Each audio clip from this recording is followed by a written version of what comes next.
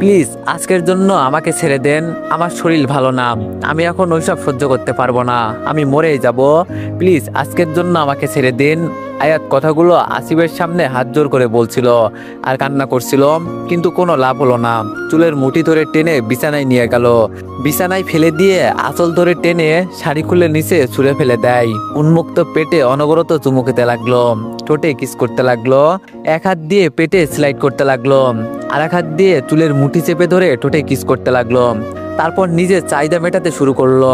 আয়াতের চোখ দিয়ে শুধু পানিই পড়ছে, তার চেয়ে বেশি কিছু করার সাধ্য যে তার নেই।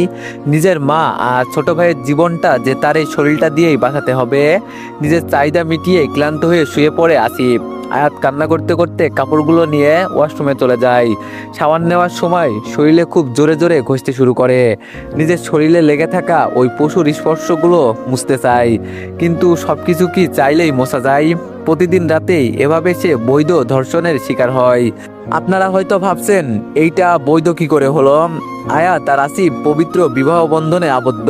বিয়েটা যেভাবেই হোক না কেন, এখন ওরা স্বামী স্ত্রী, যেখানে শুধু শারীরিক চাহিদা মেটানো ছাড়া আর কোনো সম্পর্ক নেই।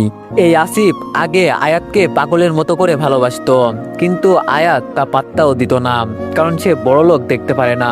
তার বাবাও খুব বড়লোক ছিলেন, তার মাকে ভালোবেসে বিয়ে করলেও পরে ওনাকে ছেড়ে চলে যায়। তার মায়ের প্রতিটা চোখের পানি ও নিজে চোখে দেখেছে। কতটা কষ্ট করে তাকে আর তার ভাইটাকে মানুষ করেছে সে তার নিজে চোখে দেখেছে। এরপর থেকে সে আর কোনো বড়লোক মানুষকে দেখতে পারে না। সে ভাবে টাকার জন্য তারা সবকিছু করতে পারে, তাদের কাছে টাকাই সব। অতীত। আয়াত যখন ফার্স্ট দিন কলেজে আসে, সেই দিন আসিফ তাকে প্রথম দেখে।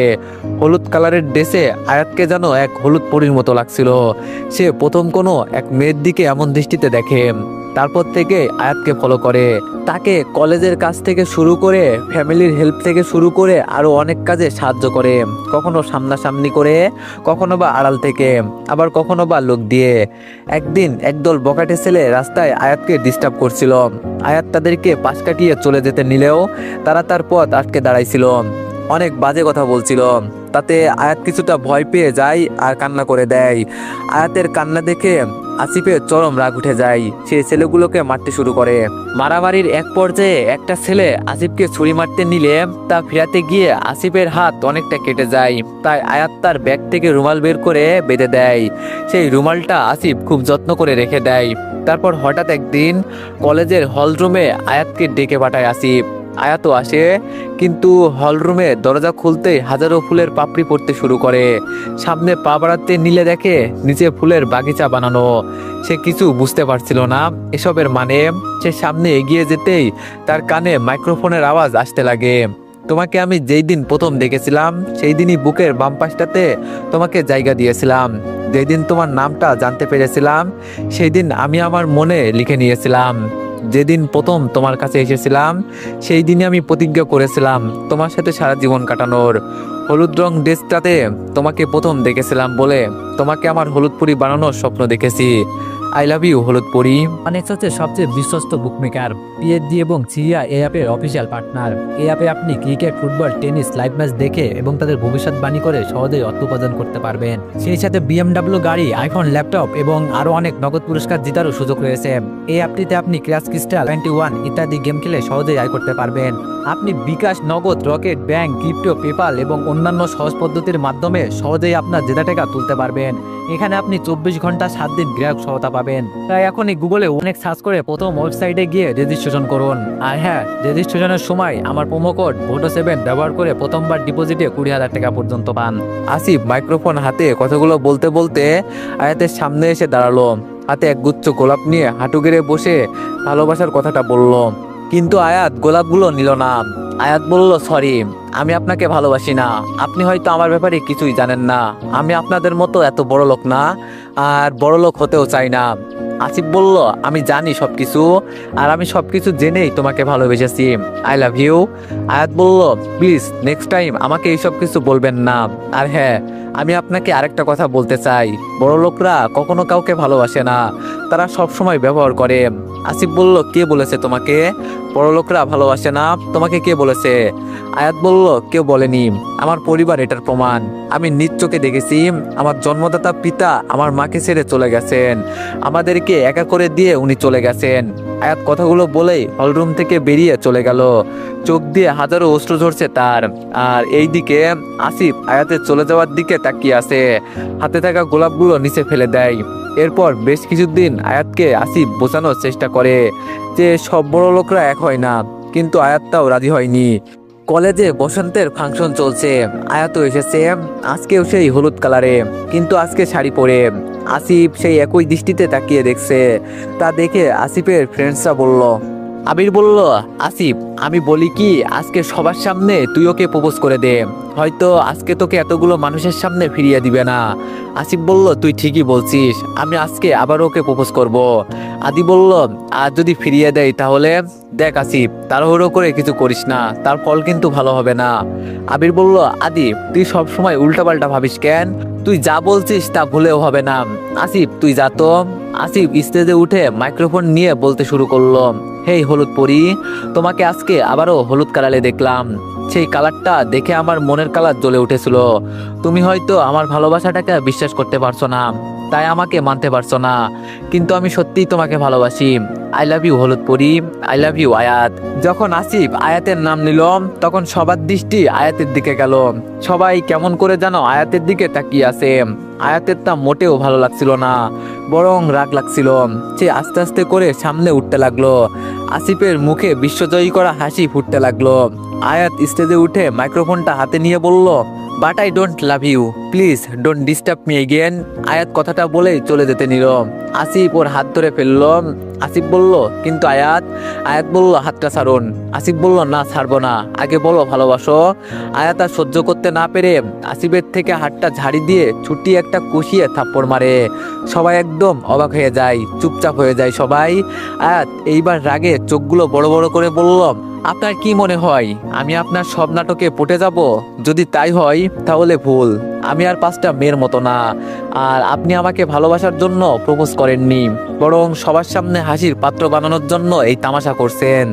আয়াত আর কিছু না বলে হনহন করে স্টেজ থেকে নেমে চলে গেল। আসিফ এখন স্টেজে দাঁড়িয়ে আছে গালে হাত দিয়ে।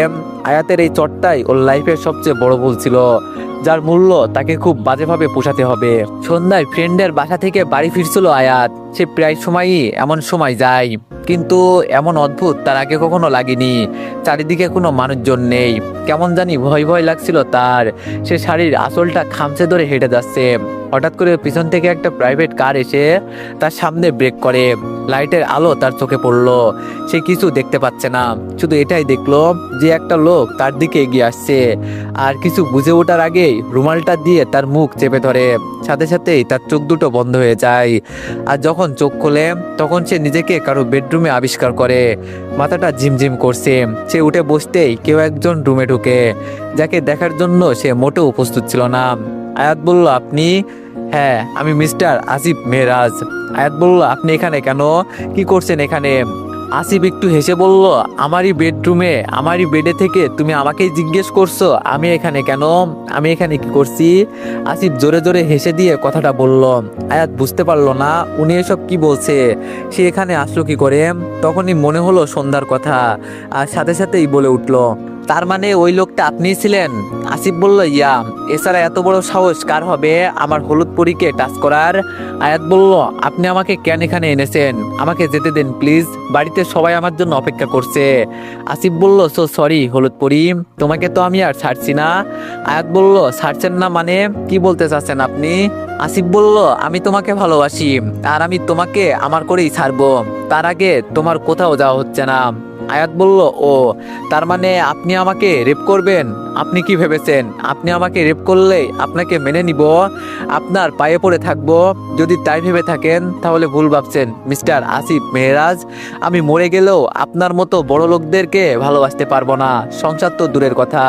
আসিফ বলল, ও হলুদ পরি, তুমি না একটু বেশিই বোঝো, তোমাকে তো আমি।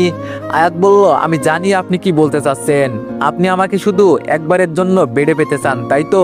তাহলে আসুন মিটিয়ে নিন আপনার ক্ষুধা। তবু আমাকে মুক্তি দিন, আপনার এই ভালোবাসার নাটক করতে হবে না। আয়াত বুক থেকে শাড়ির আঁচলটা সরিয়ে কথাগুলো বলল। আসিফ শয়তানি হাসি দিয়ে আয়াতের দিকে এগিয়ে গেল, তারপর শাড়ির আঁচলটা নিয়ে টানতে লাগলো। আয়াতের প্রতিটা ঘুরানে শাড়ি খুলতে লাগলো, চোখ দিয়ে পানি অনবরত পড়তে লাগলো। শাড়িটা শেষ প্রান্তে জোরে টান দেওয়ায় আয়াত তাল সামলাতে না পেরে আসিফের উপর পড়ে যায়। আসিফ আয়াতের ঘাড়ের চুলগুলো সরিয়ে ঘাড়ে হালকা করে চুমু দিয়ে বলল, আলমারিতে বিয়ের বেনারসি আর গহনা রাখা আছে, রেডি হয়ে নাও, কিছুক্ষণ পর কাজী চলে আসবে। আয়াত বলল, আপনি কি সাইকো? আমি বলছি না আমি আপনাকে ভালোবাসি না, আমি আপনাকে বিয়ে করতে পারবো না। তারপরও কেন এসব করছেন আপনি? প্লিজ আমাকে যেতে দিন, আমি আপনার পায়ে পড়ছি, আমাকে যেতে দিন। বাড়িতে আমাকে নিয়ে হয়তো অনেক টেনশন করছে। আসিফ বলল, মোটেও না, তারা এখন এই বাড়িতে আছে। আয়াত বলল, কি, এখানে কেন? আপনি ওদের সাথে কিছু করেননি তো? আসিফ বলল, এতটাও খারাপ আমি না, কিন্তু হতেও পারি, তাই ভালোই ভালোই বলছি বিয়ের জন্য রেডি হয়ে যাও। আয়াত বলল, কখনো না। আমি বললাম, আচ্ছা তাহলে আমি ওদের ব্যবস্থা করছি। আয়াত বলল, ব্যবস্থা করছি মানে কি করবেন আপনি? আমি বললাম, জানতে চাও? তাহলে চলো। আয়াতকে আসিফ টেনে নিয়ে গেল একটা রুমে। আয়াতের ছোট ভাই আর মাকে চেয়ারের সাথে বেঁধে রাখা হয়েছে, মুখে কষ্টেপ দেওয়া। ছোট ভাইটার মুখ দেখেই বোঝা যাচ্ছে ও কতটা ভয় পেয়ে আছে, আর মায়ের চোখ দিয়ে পানি পড়ছে। আয়াতের এটা দেখে খুব কষ্ট হলো। সে চোখগুলো বড় বড় করে আসিফের দিকে তাকিয়ে বলল, আপনি এতটা খারাপ কি করে হতে পারলেন? একজন মা আরেকজন ছোট বাচ্চাকে কেউ এভাবে বেঁধে রাখে? আসিফ বলল, সবকিছু তোমার জন্য। তুমি যদি ভালোই ভালোই বিয়েতে রাজি হয়ে যেতে তাহলে এমন কিছুই করতে হতো না, কিন্তু তুমি তো মানবে না, সেটা আগে থেকেই জানতাম, তাই আগেই ব্যবস্থা করে রেখেছিলাম। এখন বাকিটা তোমার ইচ্ছে। নিজের চোখের সামনে মা আর ছোট ভাইয়ের মৃত্যু দেখবে না আমাকে বিয়ে করবে, যে কোনো একটা বেছে নিতে হবে, সময় মাত্র 20 মিনিট। আসিফ কথাটা বলে শীষ বাজাতে বাজাতে চলে গেল। আয়াত কাছের এপাশ থেকে হাজারবার তার মাকে ডাকছে, কিন্তু আওয়াজ পৌঁছাতে পারছে না। আয়াত ব্যর্থ হয়ে নিচে বসে পড়ল। ভাগ্য তাকে আজ কোন পরীক্ষার ক্ষেত্রে এনে ফেলেছে। 20 মিনিট পর আসিফ রুমে দেখে যা দেখলো তাতে করে মুখে এক বিশ্বজয়ী হাসি ফুটে উঠলো। আসিফ বলল, বা হলুদ পরীকে তো লাল বেনারসিতে অনেক সুন্দর লাগে, একদম ক্যাটরিনা কাইফের মতো হট। বাই দা ওয়ে, তাহলে তুমি বিয়েতে রাজি হয়ে গেলে, আর না হয়েই করতে বাকি? তোমার সামনে তো আর কোনো রাস্তা খোলা ছিল না। আর যাই হোক, নিজের চোখের সামনে নিজের মা ভাইয়ের মৃত্যু তো আর দেখতে পারবে না। আয়াত বলল, হ্যাঁ সেটাই, যেটার ফায়দা আপনি এত বাজেভাবে তুলছেন। ছি, আজকের পর থেকে আপনার প্রতি আমার এতটুকু পর্যন্ত সম্মান থাকলো না, যা আছে সব ঘৃণা। আমি আপনাকে ঘৃণা করি। আসিফ বলল, আর আমি তোমাকে ভালোবাসি। আয়াতের রাগী চোখের সামনে গিয়ে আসিফ কথাটা বলল। আয়াত এক পা পিছিয়ে গিয়ে একটা তাচ্ছিল্যের হাসি দিয়ে বলল, আপনি ভালোবাসা কথাটা বলে ভালোবাসার জিনিসটাকে অপমানিত করবেন না। আসিফ বলল, ওকে ওকে, যাও তাহলে, এখন তো আমাদের বিয়ে হবে, কাজী বসে আছে। আরেকটা কথা, নিচে গিয়ে যদি উল্টাপাল্টা কিছু করো তাহলে তার ফল কি হবে তা তুমি স্বপ্নেও কল্পনা করতে পারবে না। আসিফ চোখগুলো বড় বড় করে কথাটা বলে আয়াতের হাত ধরে তারপর একটা হাসি দিয়ে নিচে চলে গেল। নিচে আয়াতের মা আর ছোট ভাই ছুপাই বসে আছে, তাদের মুখে স্পষ্ট ভয়ের ছাপ। আয়াতকে দেখতে পেয়ে ছোট ভাই দৌড়ে গিয়ে তাকে জড়িয়ে ধরে কান্না করে বলে, আপু আমার খুব ভয় করছে, আমি বাড়ি যাব, এখানে সবাই পচা। আয়াত বলল, আদনান ভাই আমার, আমি আছি না, তোর আর কোনো ভয় নেই, কেউ তোমাকে কিছু করবে না। আসিফ বলল, শালা বাবু এত ভয় পেও না, তোমার আপুর সাথে আমার বিয়ে হয়ে গেলে তোমাকে কেউ কিছু করবে না। আদনান বলল, আপু আপু, এই লোকটা আমাকে এতগুলো চকলেট দিয়ে আম্মুকে নিয়ে এত বড় বাড়িতে নিয়ে আসছে, তারপর ওই পচা লোকগুলো আমাদের বেঁধে ফেলেছে। আদনান কাঁদো কাঁদো ফেস করে কতগুলো গার্ডদের দেখিয়ে কথাগুলো বলল, আর কিছু বলতে যাবে তার আগেই আসিফ তাকে কোলে নিয়ে নেয়। আয়াতের মা আয়াতের কাছে আসতেই আয়াত ওনাকে জড়িয়ে ধরে কান্না করে দেয়। আয়াতের মা বলল, তুই এই বিয়েতে রাজি নাকি ও তোকে কোনো ভয় দেখিয়েছে? আয়াত বলল, না মা, আমি এই বিয়েতে নিজের ইচ্ছেতেই রাজি হয়েছি। এত বড় বাড়ি, তার উপর এত টাকা, আমি হাতছাড়া কিভাবে করব বলো? আয়াতের মা বলল, তোর মাথা ঠিক আছে? তুই এইসব কি বলছিস? তুই তো নিজেই বড় লোকদের ঘৃণা করতি, আর আজকে নিজেই আয়াত বলল হ্যাঁ আমি নিজেই বলছি, কারণ সময়ের সাথে সাথে মানুষের রুচি পাল্টায়, আমারও পাল্টে গেছে। আর কি কারণে বা বড় লোকদের ঘৃণা করব বলতে পারো? বাবাকে তুমি হয়তো ভালোবেসে আগলে রাখতে পারোনি, বা ওনাকে সময়ও দাওনি, তাই ছেড়ে চলে গেছে। তাই বলে কি আমি আমার ভাগ্য নষ্ট করব? আয়াতের মা কথাগুলো শুনে স্তব্ধ হয়ে গেল। আয়াত কথাটা খুব কষ্ট করে বলল, মনে মনে বলল, আমাকে মাফ করে দিও মা, আমি কখনো তোমাকে এইসব বলে কষ্ট দিতে চাইনি, কিন্তু আজকে আমার হাত যে বাঁধা, আজকে শুধুমাত্র ওনার জন্য তোমাকে এভাবে কষ্ট দিতে হলো, আমি ওনাকে কখনো ক্ষমা করব না, কখনোই না। তো এভরিওয়ান, এই গল্পটি কেমন হয়েছে সবাই একটু কমেন্টে জানাবেন, আর এই গল্পটি যদি কন্টিনিউ করাতে চান তাহলে সবাই একটু বেশি বেশি লাইক আর কমেন্ট করে দিয়েন। ধন্যবাদ।